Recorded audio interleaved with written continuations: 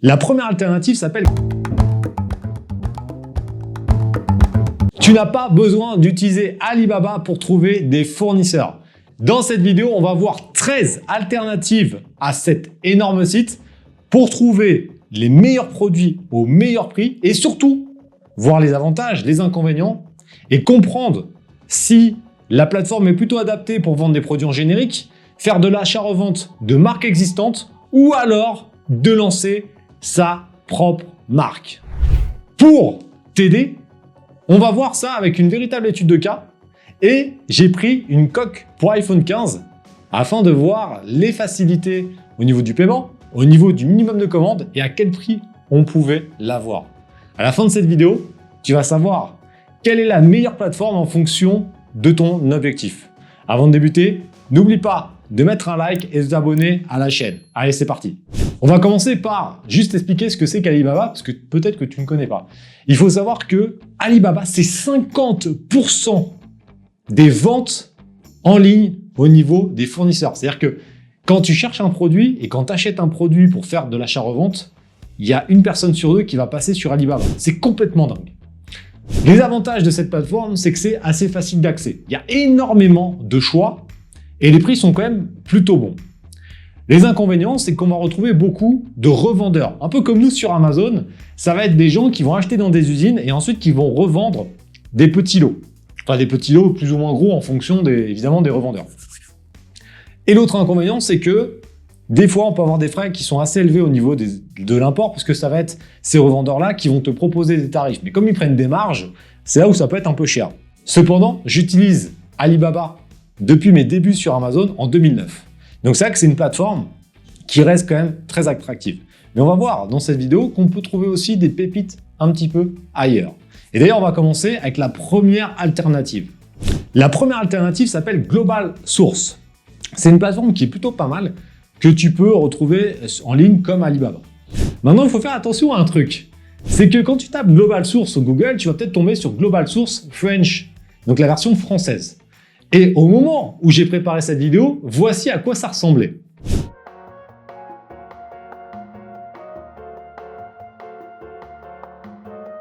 Comme tu peux le voir, à part si tu as 75 ans et que tu as un problème de vue, c'est écrit un petit peu gros. Mais heureusement, quand tu prends la version anglaise, tout fonctionne bien.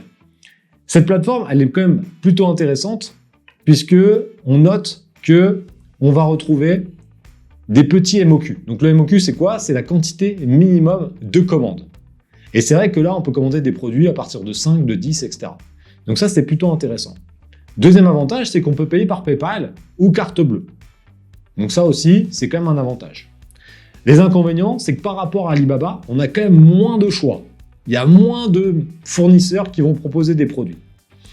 Et enfin, on a moins d'informations concernant ces fameux fournisseurs. Moins de notes et moins d'évaluation. Donc c'est peut-être un peu plus aléatoire par rapport à l'achat. Maintenant, ce qui est vraiment cool, c'est que voici ce qu'on a pu trouver pour cette fameuse coque. Comme on peut le voir, c'est une très bonne alternative si tu souhaites vendre en générique. Même si, dans la description, on voit qu'on peut demander ce qu'on appelle du OEM ou du ODM. Pour faire simple, c'est là où tu vas pouvoir créer ta propre marque grâce au produit. Donc là, très bonne première alternative. Donc je t'invite, quand tu vas chercher ton produit, à aller jeter un petit coup d'œil aussi sur Global Source pour pouvoir comparer par rapport à Alibaba. Deuxième alternative, là, ça va être d'aller sur les salons. Comme la Canton Fair, qui est évidemment un salon très connu en Chine, mais également des salons en France. Par exemple, le Made in France, qui était en novembre 2023 à Paris. Ce qui est vraiment top quand tu vas voir des salons, c'est que tu vas accéder directement aux producteurs et aux fournisseurs. Et donc trouver potentiellement des produits que personne d'autre va vendre sur Internet. Donc l'avantage, c'est que tu seras peut-être le seul à vendre ce type de produit, surtout si tu demandes un contrat d'exclusivité. Donc ça, c'est vraiment un avantage non négligeable. Maintenant, l'autre avantage, c'est souvent que tu peux avoir une meilleure négo. Parce que comme tu vas les voir en face, si tu arrives à bien te vendre, tu peux avoir des tarifs qui sont super intéressants. Dernier avantage, c'est que tu peux signer un contrat d'exclus avec un producteur local et donc revendre des produits que personne d'autre pourra vendre. Maintenant, les inconvénients, c'est que ça va être souvent plus coûteux d'y aller, parce qu'il va falloir se déplacer, etc. Surtout si tu as la compte en faire, c'est quand même un certain budget. Donc, ça ne sera pas forcément adapté aux débutants qui commencent avec un petit budget de 1500 ou 2000 euros. Deuxième point, le temps. C'est-à-dire qu'il faut quand même prendre le temps de se déplacer, etc. Donc, ça va être les 2 points à faire attention. Donc là, évidemment, je ne peux pas utiliser l'exemple qu'on a dans cette vidéo parce que des salons, il y en a un peu partout. Et il faut savoir qu'en dehors de la compte en fer, on ne trouvera pas de fournisseurs pour des coques. Donc là, on ne peut pas trop comparer les prix. Donc ça va, tu vois, comme tu peux le voir, ça ne va pas être adapté forcément pour tous les business non plus. Mais en tout cas, en France, tu peux trouver vraiment des pépites. Donc je t'invite quand même à regarder un petit peu le calendrier des salons et d'aller voir un peu ce qui se passe en vrai. Troisième alternative, Jungle Scout. C'est un logiciel qui permet d'aider les vendeurs sur Amazon. C'est un peu comme Helium 10, dont je parle quand même très souvent sur la chaîne. D'ailleurs, tu pourras retrouver une vidéo sur Helium 10 ici. Jungle Scout, ce qui est vraiment bien, c'est que c'est intégré la recherche de fournisseurs directement dans cet outil. Donc si tu l'utilises déjà pour vendre sur Amazon, autant jeter un coup d'œil là-dessus. Donc ça, c'est le premier avantage. Deuxième avantage, c'est qu'il y a beaucoup de choix. Parce qu'en fait, quand tu vas chercher un produit, il ne va pas te proposer directement les fournisseurs, mais il va te proposer les entreprises qui potentiellement vendent ce produit. Donc ça te permet d'avoir beaucoup de choix. L'inconvénient de ça, c'est que c'est quand même pas très précis. Ça veut dire que tu cherches coque iPhone 15, comme tu as pu le voir dans la vidéo, tu vas avoir plein de choix d'entreprises. Donc après, c'est à toi de les chercher sur Google et de les contacter. Donc comme c'est pas très précis, il va falloir chercher et aller prendre des informations directement sur Google. Donc ça, c'est le deuxième élément à faire attention. Troisième élément qui, pour moi, vraiment à faire gaffe, c'est que tu vas commander directement sur leur site. Et là, attention, j'ai perdu des milliers d'euros à cause de cela. Quand j'ai débuté, je suis passé sur Alibaba de l'époque, mais aussi sur des sites de Chinois qui vendaient des produits. Et je me rappelle d'avoir passé une première commande de plusieurs milliers d'euros, donc de 2000 euros. Alors moi, j'étais parti avec un budget de 2500-3000 euros. Et donc, je suis passé sur des sites en direct et j'ai perdu la moitié de mon budget de départ. Donc, il faut faire très attention à ça. J'ai commandé des coques de téléphone et quelques semaines plus tard, j'ai reçu 2 cartons. Et dès que les cartons sont arrivés, je me suis dit, il y a un problème. J'ai commandé genre 500 coques, ça arrive dans des cartons comme ça. Ça ne pouvait pas rentrer 500 coques. Là, je commence à ouvrir et tu sais sur quoi je tombe? Sur des contrefaçons Louis Vuitton. Le mec m'avait envoyé 2 pauvres sacs de merde contrefaits de chez Louis Vuitton. J'essaye de le contacter, je retourne sur le site a disparu. Donc attention avec ça, je dis pas que tu vas forcément te faire arnaquer, mais si tu ne passes pas par des plateformes comme Alibaba ou celles que je suis en train de te citer, Global Source, etc., tu peux potentiellement avoir un risque beaucoup plus important de te faire niquer. Donc ça, c'est un élément à vraiment noter et à faire attention parce que c'est très très chaud. Alternative suivante, Made in China. Et ça, c'est un autre site en ligne un peu comme Alibaba qui va te permettre de trouver des produits rapidement. Regarde directement en vidéo à quoi ça ressemble. Les avantages de cette plateforme, c'est que on va trouver pas mal d'éléments et donc ça va être relativement facile pour un débutant. C'est comme Alibaba, tout est déjà bien indiqué, donc il n'y a vraiment pas de souci. On trouve des bons tarifs, comme tu l'as pu le voir sur la vidéo. Et enfin, on a pas mal d'infos sur les vendeurs. Donc ça, c'est cool. Maintenant, l'inconvénient, c'est qu'on a quand même un peu moins de choix qu'Alibaba. Donc peut-être que tu ne trouveras pas forcément tous les produits. Et on n'a pas de volume, on n'a pas d'infos sur les volumes de vente. C'est-à-dire qu'on ne sait pas vraiment ce qui fonctionne. Alors que sur Alibaba, on sait le volume de transactions que le mec a effectué. Donc ça, c'est plutôt pas mal. Tu vas pouvoir faire ta propre marque avec des quantités minimum relativement faibles de 200 ou 300 pièces. Ce qui fait que sur des coques, tu vois qu'au final, on pourrait partir avec un budget de 5 ou 600 euros et quand même développer sa propre marque. Donc ça, c'est quand même plutôt pas mal. Alternative suivante, un site que j'aime bien et pour lequel j'ai déjà commandé pas mal de produits, qui s'appelle DHgate. Donc DHgate, c'est une plateforme qui est vraiment très très connue et qu'on peut retrouver en français. Donc ça, c'est plutôt pas mal également. Regarde à quoi ça ressemble. Donc comme tu peux le voir, on a tapé coque iPhone 15 et on a pu trouver un produit à moins de 1 $, à 98 cents pour être exact, et avec un MOQ seulement de 50 pièces. Donc ça, c'est quand même vraiment ultra puissant, puisque comme on peut le voir, on a un accès facile à pas mal de produits. C'est une plateforme française. On a des petites commandes possibles, parce que là, à 50 pièces, on peut commander. Et on a souvent des promos. Donc là, on peut trouver aussi des produits qui sont relativement intéressants en termes de tarifs. Maintenant, les inconvénients, c'est que ça va être plus compliqué, même si ça a à voir pour personnaliser les produits. Donc là, c'est pareil, ça va être une plateforme qui va être plutôt adaptée pour du générique. Et on a beaucoup de revendeurs comme Alibaba. On peut potentiellement faire ses propres marques, ça va dépendre, ou sinon ça va être plutôt adapté pour les produits génériques. La prochaine alternative, elle va se passer en Inde et pas en Chine, avec la plateforme IndiaMart. Et là, donc, on va pouvoir trouver des fournisseurs, comme je te l'ai dit, en Inde, et ça peut être intéressant parce qu'ils ont certaines spécificités. Regarde à quoi ça ressemble.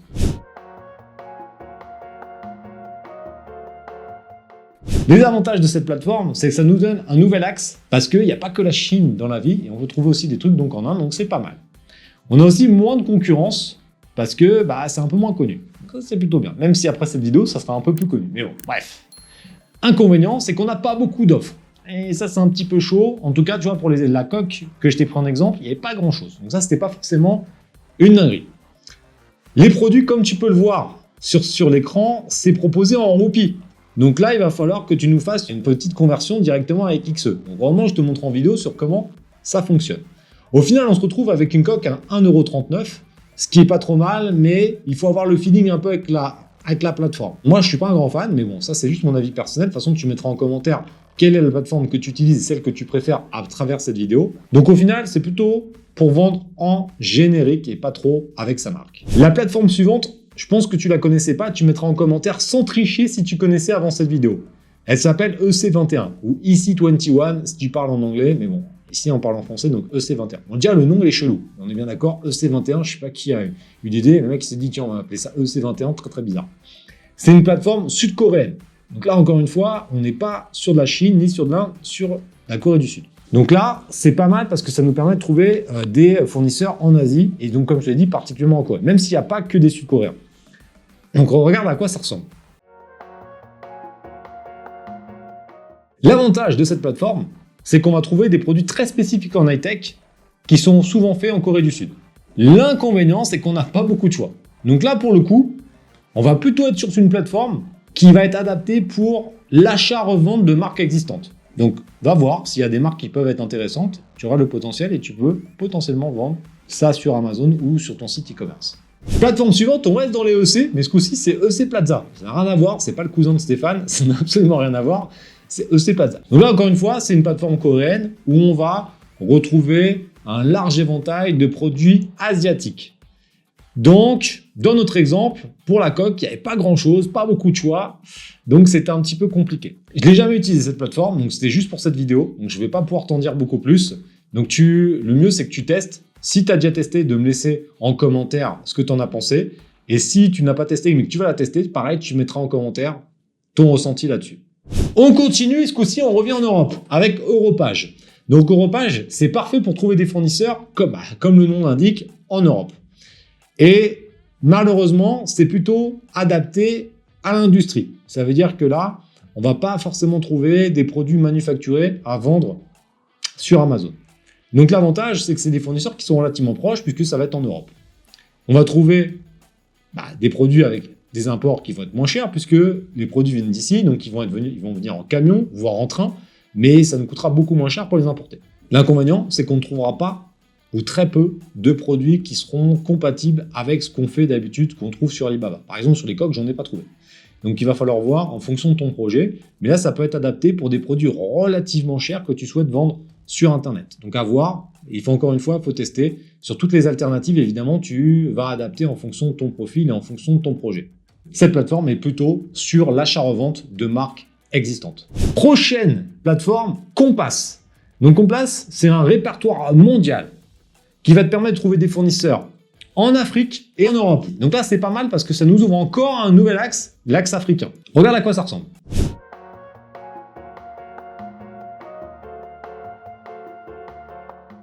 L'avantage de cette plateforme, c'est que tu vas donc trouver des fournisseurs en Asie et en Afrique, sur des marques qui sont déjà existantes. Donc ça va être vraiment l'élément fondamental.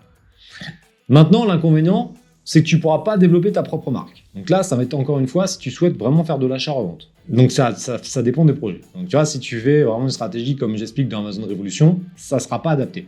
Par contre, Amazon Déclic, qui va être plutôt sur l'achat-revente, là, ça peut être intéressant.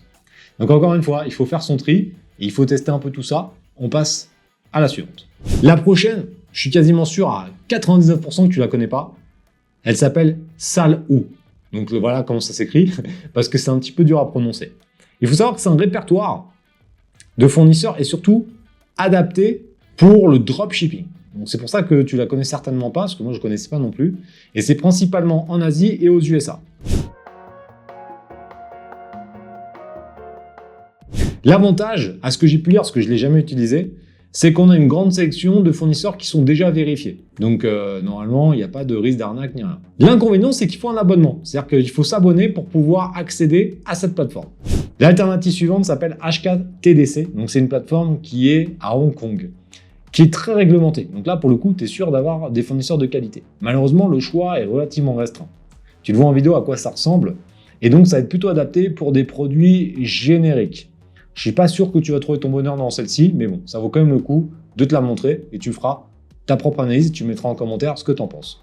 La plateforme suivante, je suis sûr que tu la connais puisqu'elle s'appelle AliExpress. AliExpress, c'est une branche d'Alibaba qui est plutôt adaptée aux particuliers. Donc en fait, on va acheter des produits avec des quantités minimum de 1, donc tu peux acheter à l'unité. Et ce qui est intéressant, c'est que c'est vraiment adapté pour les petites commandes. Si tu souhaites tester des produits, surtout en générique, tu trouveras difficilement mieux qu'AliExpress. Maintenant, si tu es ici, c'est peut-être pas forcément pour commander des petites commandes en générique, c'est surtout pour changer de vie. Donc là, c'est une plateforme qui sera peut-être pas forcément adaptée. En termes d'avantages, il n'y a pas de minimum de commandes, hein, tu peux commander qu'un seul produit. Donc ça, c'est plutôt intéressant. Les prix sont relativement faibles. L'inconvénient, c'est que les délais de livraison vont être longs, puisque quand ils vont l'envoyer en lettres non suivies, ou en lettres suivies, mais on va dire en poste classique, ça va mettre 2 ou 3 semaines. Donc ça va être relativement long. Donc c'est vrai qu'AliExpress, il est très connu pour les particuliers, mais en tant que professionnel, à part pour pouvoir tester des business, tester des marchés, vraiment avec des toutes petites quantités, je ne suis pas sûr que ça soit très utile de passer par AliExpress. Dans notre exemple, on a pu toucher des coques à 40 centimes. Donc ça, c'est vrai que ça peut être intéressant de voir un peu ça. Maintenant, c'est là où on va avoir une différenciation qui va être compliquée, c'est qu'ils vont en général ne pas faire de personnalisation. C'est-à-dire que là, on serait vraiment parfaitement pour une stratégie de pénétration, c'est-à-dire de rentrer sur un marché avec des produits génériques et être le moins cher possible. Mais malheureusement, c'est une stratégie qui est très compliquée en tant que Français, puisque nous, on a des charges qui sont beaucoup plus importantes que la plupart des pays européens et surtout asiatiques.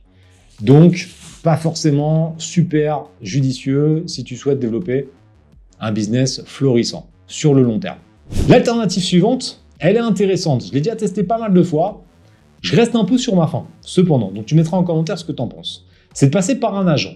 Et ça, c'est vrai que depuis l'effervescence et l'euphorie qu'on a depuis 6-7 ans autour du dropshipping, on entend tout le temps « oui, il me faut un agent de sourcing, etc. » En fait, la stratégie qui peut être intéressante, c'est de prendre un agent qui va lui commander sur le marché intérieur de Chine. Et là, il y a une plateforme qui existe qui s'appelle 1688. La plateforme 1688, en gros, c'est la plateforme où les revendeurs vont commander les produits pour pouvoir les revendre à nous, Européens. Donc, tu peux commander directement sur 1688, mais comme tu peux le voir en vidéo, si tu ne parles pas chinois, c'est compliqué. Et en plus, en termes d'import, c'est encore plus compliqué. Donc là, il faut passer par un agent qui va lui commander sur 1688, et effectivement, tu peux avoir des prix un peu moins chers. Maintenant, l'expérience que j'ai de ça, c'est qu'effectivement, sur le site, c'est moins cher. Mais quand on prend les frais d'agent, l'écart n'est pas forcément si important par rapport à Alibaba. Donc tu mettras en commentaire ce que tu en penses et surtout si tu l'as testé. Moi, je trouve que c'est intéressant parce que tu peux faire des recherches personnalisées, tu peux gagner du temps parce que tu vas dire à ton agent « je veux tel type de produit » et lui, il va te chercher, donc tu vas gagner du temps là-dessus.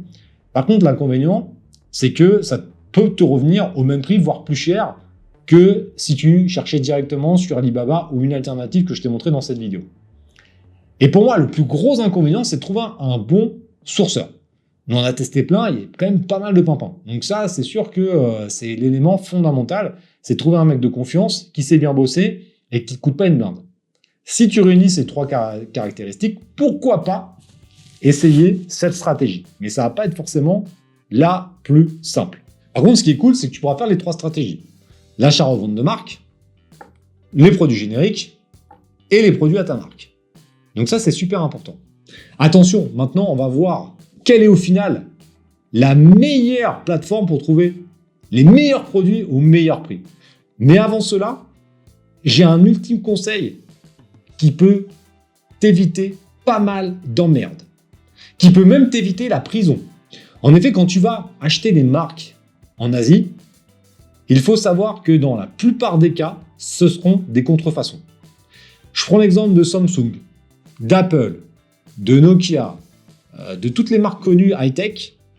Tu ne pourras pas trouver des produits sur des plateformes comme ça qui sont authentiques. Ça sera forcément des contrefaçons. Pourquoi? Les grandes marques fonctionnent avec des systèmes de région. C'est-à-dire que si tu souhaites acheter des produits de Samsung, Apple, etc., il va falloir passer par des grossistes qui ne seront pas en Asie, mais qui seront en Europe, voire en France. Parce que voilà, c'est vraiment sectorisé. Donc fais attention à ça, parce que moi je tombais dans ce piège-là quand j'ai débuté, où je trouvais des marques comme Samsung, BlackBerry, etc., pour les vendre en téléphonie, pensant que c'était des originaux. Et au final, c'était quoi? Des contrefaçons. Donc là, tu risques des amendes, tu risques des saisies de la part des douanes, et dans le pire des cas, tu peux risquer la prison. Donc fais vraiment très attention à ça au niveau des marques.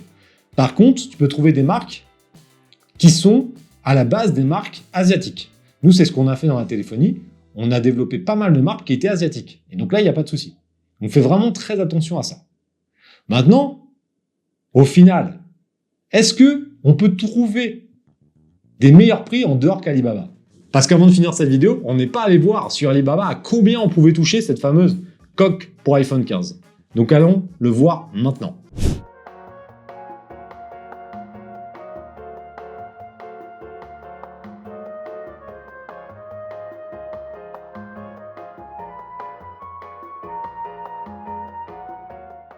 Au final, on va pouvoir toucher la coque à 89 centimes seulement. Et donc on voit que malgré toutes ces alternatives, il y a des fortes chances que tu trouves ton bonheur sur Alibaba. Et oui, ça reste une plateforme où il y aura beaucoup de choix et il y aura certainement les meilleurs prix. En tout cas, j'espère que tu as aimé cette vidéo. Et avant de te quitter, n'oublie pas que si tu souhaites découvrir la vente sur Amazon, tu as une étude de cas qui est offerte directement sous celle-ci, dans la description et dans le premier commentaire. En tout cas, j'espère que tu as kiffé ce nouveau format, que tu as kiffé tous ces conseils. Et tu vois qu'au final, il faut rester sur du simple et qu'en général, ce qui fonctionne, ça reste la simplicité et donc la plateforme Alibaba. C'est pas pour rien que ça fait bientôt 15 ans que j'utilise principalement ce site. N'oublie pas de me mettre en commentaire ce que tu en as pensé, quelle plateforme tu utilises et quelle plateforme tu nous recommandes et surtout celle que tu ne nous recommandes pas. Si tu as une anecdote là-dessus, tu pourras la mettre et ça sera peut-être un sujet pour une vidéo courte sur YouTube et sur Instagram. Pense à t'abonner et on se retrouve bientôt. Bye. Alternative suivante, Made in China. Made in China. Alternative. Attention, attention. J'ai perdu des milliers d'euros à cause de cela. Attends, c'est pas ça. La vidéo va être quand même relativement longue, parce qu'en fait, il y en a quand même un paquet de trucs. Après, ça peut aller un peu plus vite sur les autres là.